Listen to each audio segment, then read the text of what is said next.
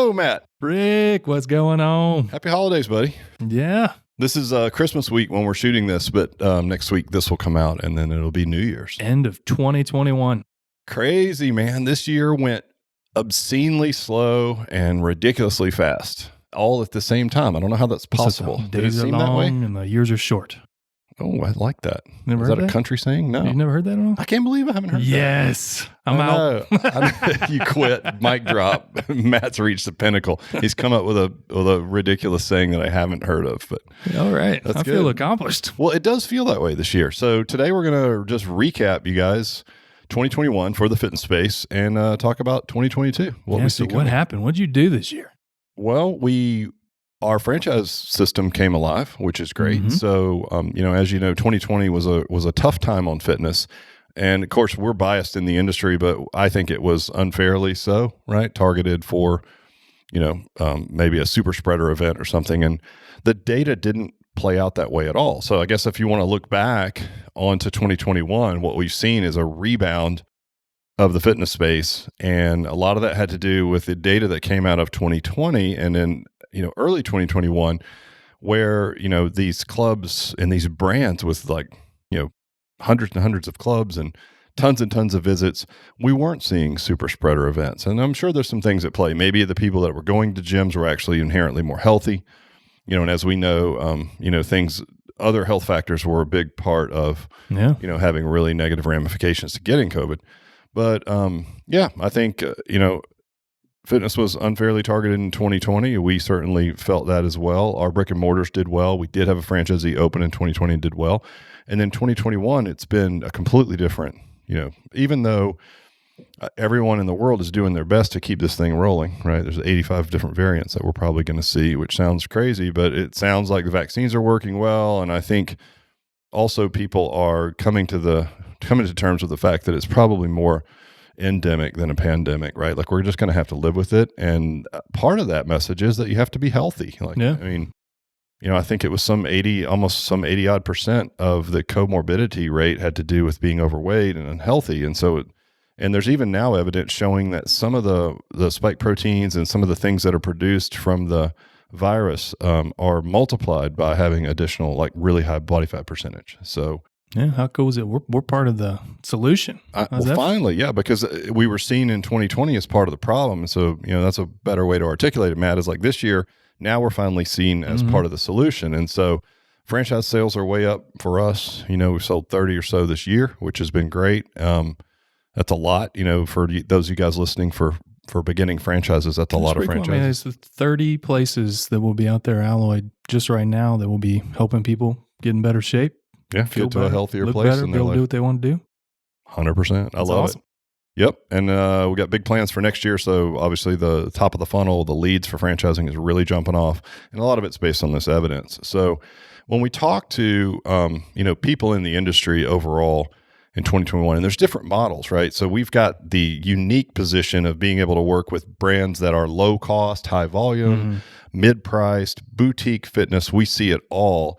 And, some of the things that we've seen that will probably allow us to parlay what we're going to see in 2022 is a move towards more specific and personalized service, right? I guess this would be a great transition if you want to talk about like what we're going to see next, because this is just happening and it's going to carry right over into 2022, right? And so really what we see is people like buying and looking into more personalized services. And like whether you like it or not, and I'm thinking anyone that pays attention to what's going on, you understand, like one of the reasons that we targeted this customer avatar 45 to 65 is because personal training is inherently more expensive than a class-based concept, right? Mm-hmm. And we provide personalized attention and specificity, work around injuries, all the things that matter to you if you're 45, 65, or even a bit older, right? And so when we see, drilling down on that specific crowd, the wealth gap is probably greater now than it was even when we started with this idea. Yeah. And at that time, it was 70% of the nation's disposable income lived with a 50-plus crowd. And the predictions were that would only grow bigger, right, as a percentage over time, just based on wealth multipliers and things like that. Well, I mean, geez, if you're invested in the stock market or if you own a home, your home equity is probably looking really good right now, right? Obviously, that helps for franchising because people do a home equity line of credit, or HELOC, as it's often referred to in the industry. As well as the fact that their stock portfolio has exploded. Because for whatever reason, as wacky as everything has been, the stock market's continued to grow and grow. So there's probably a bigger disparage now between the wealthy and, the middle class. And I think that, say what you want about that, whether you like it or not, it certainly bodes well for brands that are willing to lean into higher end services and specificity and whatnot. So it speaks well for Alloy. And I think when we look at the brands that we work with, they are seeing the same thing. And so when you look at like the big gyms that we work with, so imagine you wouldn't think this would necessarily be, manifesting in like a gym that charges $30 a month, right? Right. But what we're seeing in those brands, and because we're still coaching some of those folks in our licensing model, is most of them in the past have done class-based concepts like boot camp. And that was really where they made hay, right? And that was their defense against the boutique class-based concepts in their market, like your Orange Theories or your boot camps or whatever those things are. They could offer something similar and do it for less money, right? And some of them did really well with that. Well, interestingly enough, coming out of this kind of COVID fog is, the feedback that we're getting from the gyms is like, hey, what we call team training, we call that, by the way, as you know. So team training is not selling as well as it was, but we're selling the heck out of personal training, right? And we're hearing that like with all the different brands that we've worked with. And we're seeing the people in boutique fitness move from this hybrid approach where they would do team training and personal training to like scrapping team, maybe moving to a smaller footprint and doing all personal training. And the ones that have done that, they're seeing less customers, but they're making more money, right?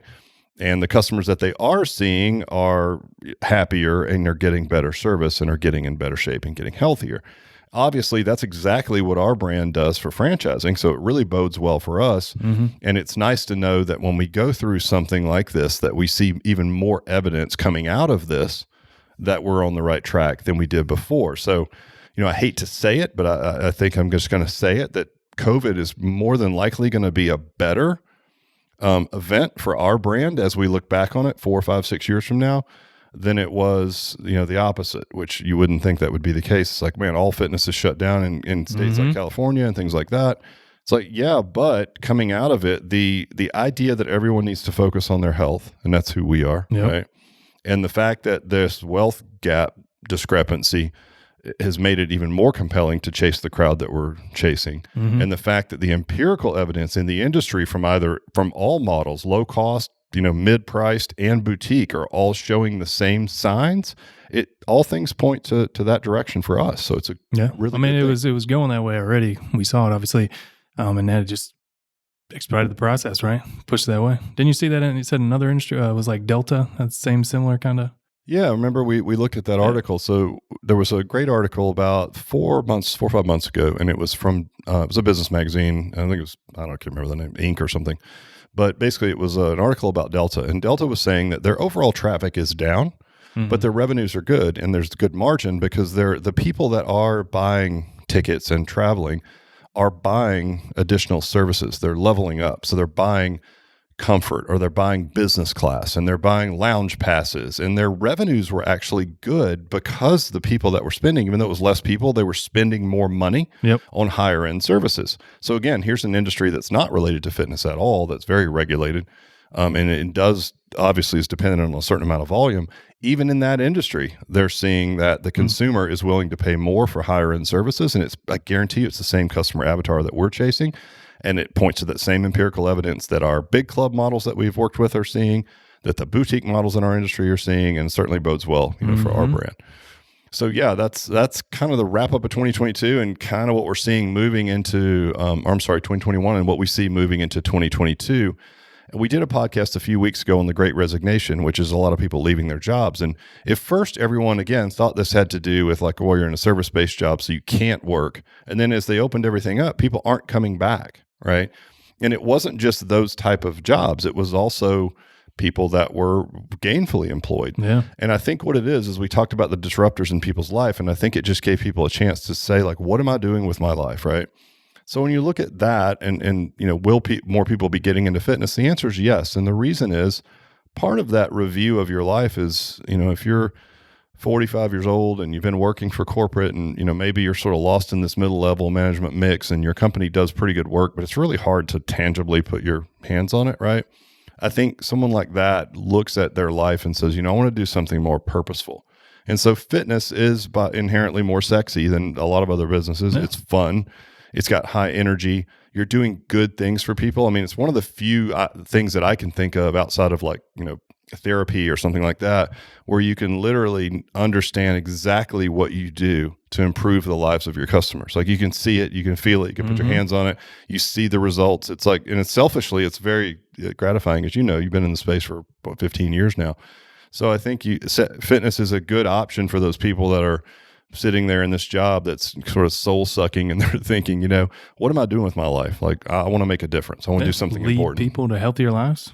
It's a noble cause, right? I mean, you kind of mentioned a little bit before, it's like also a great opportunity for all that great resignation is people have a lot of opportunities. Maybe they have a little bit more money in stocks and houses too. So it also works right into that scenario. Yeah, 100%. It's like, what a great time to start a business. And we're seeing that. Like there's been more new business licenses, applied for and granted in the last 12 months, more than there were like in the last, I think it was 6 years combined, right? So like a lot of people are using this disruption in their life to review what they're doing and to look for different opportunities. And like you said, if you're in that, if you've invested well and you're a homeowner, you have a lot more, financial wherewithal these days, and you're able to do these things. Give you the freedom to make these choices. So yeah, 100%.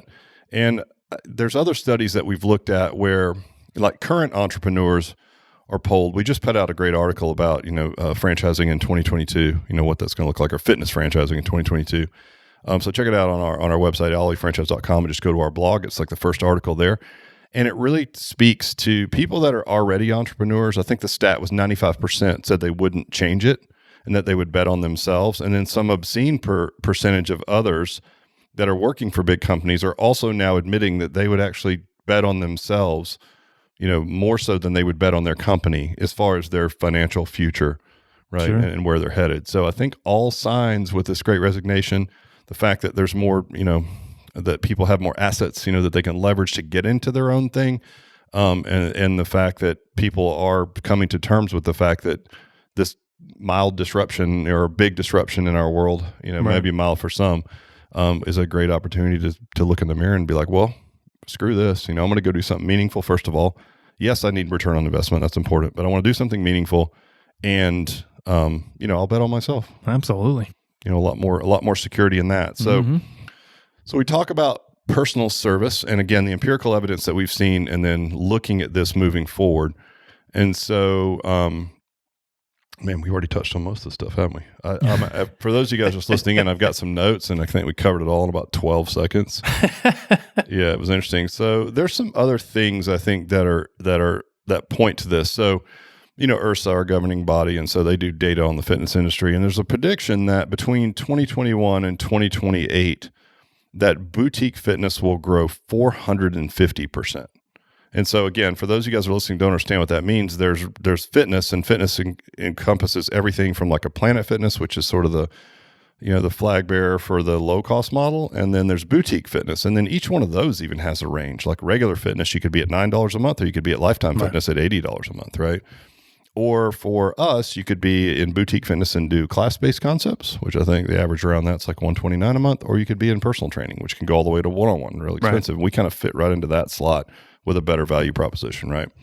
So I think when you look at those predictions of boutique fitness blowing up, it's not only that, but like what part of boutique fitness? We've already touched on that, right? It's like not necessarily 50 people in a group. Right. It's going to be personalized service. 100%. Keep people around. High quality customer experience. Right. I mean, look at the businesses like that COVID changed for the better. Like there's a lot of good, scenarios. Like look at Chick-fil-A. Like how quick were they to pivot, adapt, get people doing service, and their business looks like it's, didn't skip a beat. You look at some grocery stores and how they've totally switched their model and online shopping and all that stuff. The ones that have the high quality customer experience or service, that's the ones that are going to do really well. And that's why our model fits in that, right? Yeah, no, 100%. And customer experience is a great term for that because we spend an inordinate amount of time. If we're going to put personal training as a brand claim on the front door of our business, which we all have, in the Alloy brand. Well, how do we then, make sure we deliver on that? And I think you're right. When you look at, you mentioned some of the other businesses, some of the higher end businesses that were able to pivot and double down on just service, right? Mm-hmm. They're winning. Right. And so, we've talked before also, I think on the podcast about what you need to, how you need to position yourself in 2022. So if you look at six-pack abs might not be the most compelling thing, certainly to our crowd, 45 to 65, that's got money. Yeah, you want to look better and you want to lose weight, but I think you might want to lose weight for different reasons, right? Right. Now that like your health is an issue, now you have a compelling reason. So if anything, COVID exposed some folks to the fact that they just need to take better care of their health, literally to protect themselves. Because, when you're operating in this world where like, okay, you're pre-diabetic and you're a little bit overweight, but like come Monday, and this thing, and you just keep, delaying this process, then this thing comes along and just slaps you right in the face. It's like, okay, I want to see my kids graduate from high school. I want to see my kids have kids so I can be a grandparent. Whatever our age bracket is looking for, I think it became more important. So we've talked a little bit about you mentioned it before, and it's a big part of what you do around building a customer experience around the workouts, about being that hub. But what are your thoughts on that? Like, so moving into 2020, if you want to be relevant, and we'll just dig down right into boutique fitness, what does that mean to you? Like, you got to be the hub of someone's health. Well, here's the deal. Everybody knows like they need to work out, right? But that doesn't mean they go do it. But like they may try on their own, they may fail. They need somebody to guide them through what they need to do to hit those goals, whether, to graduations by the grandkids, right? That's what being a hub is, right? We're able to guide them. Yes, we help them work out probably without getting injured, but then we guide many other layers that are out there. Like maybe they do, may like going to spin class or yoga. We're able to help them build a structure around that whole hub of fitness, you could say, right? Yeah, no, it's a great point. I think there's so many spokes in the wheel, if you will. If we're going to use wheel references, there's so many spokes in the wheel for health and fitness. There's recovery, there's nutrition, there's supplementation, there's strength training, there's cardiovascular fitness. There's all of these things, right, that play into making someone healthy. And I think moving into 2022, if we're looking at health as a big motivator for people, you're going to have to look at all of those different facets. So what that means to me anyway, is that just being, in air quotes, best workout in town is not going to be enough to be a relevant fitness brand. Right. Moving into 2022, like you're going to have to understand nutrition and recovery and all those things. And of course, in a personal training brand with a relatively small customer base in each location, you're able to facilitate these things because you don't have 900 customers where really all you can do is deliver a great workout when they come in. Right. That's it. And I would even maybe argue the great workout part, but we won't dig into the science. But, I think, a hot and sweaty, check the box. Great. But are you helping people understand how to manage stress and sleep and nutrition and what supplements do they need based on their goals and what their lifestyle looks like? And, what's their posture? Do they sit all day? And just leaning, entering their lives as the expert. And the way I often describe that, Matt, and this, I'm sure this has happened to you, in our corporate location where, everybody talks about like a Peloton as an example, right? Digital home-based fitness. And we're going to touch on that as well. But at some point, people were saying, is brick and mortar ever going to come back? Peloton's taking over. And of course, we've seen already their stock is tanked, because it's just situational. That's all. Again, they've been around since 2012. Right. It's not a new concept, right? But what's interesting about our brand and where you want to be moving into 2020 with health as an initiative is when we talk about the hub is you want to be the type of person where your customer sees you as the health and fitness expert in their life and they come to you before they make a decision to buy a Peloton. They come to you and ask you whether or not it would be worth them buying a Peloton, right? Yep. And that's what we get. So it's like digital is definitely here to stay and online. And I think a hybrid approach is going to be the key. It's not going to go anywhere. Technology is massively disruptive. It's only going to keep going. But you can never replace that person in your life that you can reach out to that's an expert on things health and fitness. And if they're able to answer that question, like, Matt, should I buy a Peloton? I've been thinking about it. It would give me a workout to do at home. And I use that scenario quite often where we might say, well, listen, you sit 8-9 hours a day at work because you're a computer programmer, right? I'd really like to see you on your feet more. Like the last thing I want you to do is to leave, after you sit in your car to commute, then you sit at your desk all day and then you commute home to go and then sit down on something. And even though you're getting your heart rate up, you're still in that weird position for your spine, and you've had some back issues, right? Let's get you upright. So how about walking instead? We'll start with that. And so that's the seat that you want to sit in, right? Or like, hey, Matt, I'm thinking about trying this diet. What are your thoughts? And to actually have some thoughts on that. Right. Now, again, you don't have to be a mega expert in all these areas, but if you're interested in it, you'll do enough research to at least guide your person in the right way. And you're guiding them as an individual. You know, it's not like you have these overall standards, like everybody has to do this. It's like, no, personal training is like, well, you know, if you want to be a vegan and you're eating the typical American diet, it's probably going to move you in the right direction.